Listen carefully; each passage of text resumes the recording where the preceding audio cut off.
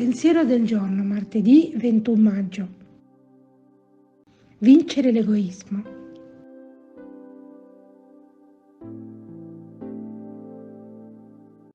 E il gran numero di coloro che avevano creduto era di un sol cuore e di una sola anima. Nessuno diceva esser suo quello che aveva, ma tutte le cose erano in comune fra di loro. Atti degli Apostoli, capitolo 6, versetto 32. L'unità portata dallo Spirito Santo si rifletteva necessariamente nella vita dei credenti. L'unità di pensiero e di cuore si incarnava e si manifestava nella solidarietà concreta, nella condivisione dei propri beni con i fratelli e le sorelle in difficoltà. E proprio perché autentica, non tollerava che nella comunità alcuni vivessero nell'abbondanza mentre altri mancassero del necessario per vivere. Questa parola sottolinea la comunione e l'unità tanto raccomandata da Gesù e per realizzarla ci ha dato il suo Spirito.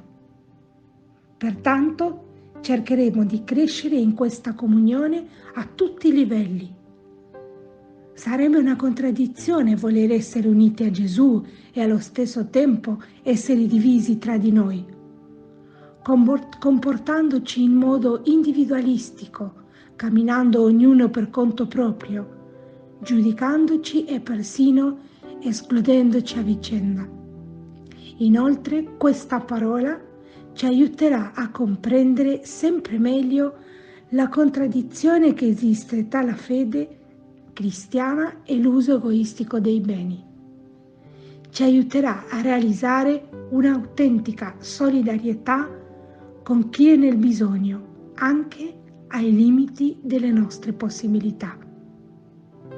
Chiara Lubich, estratti dal commento della Parola di Vita, gennaio 1994.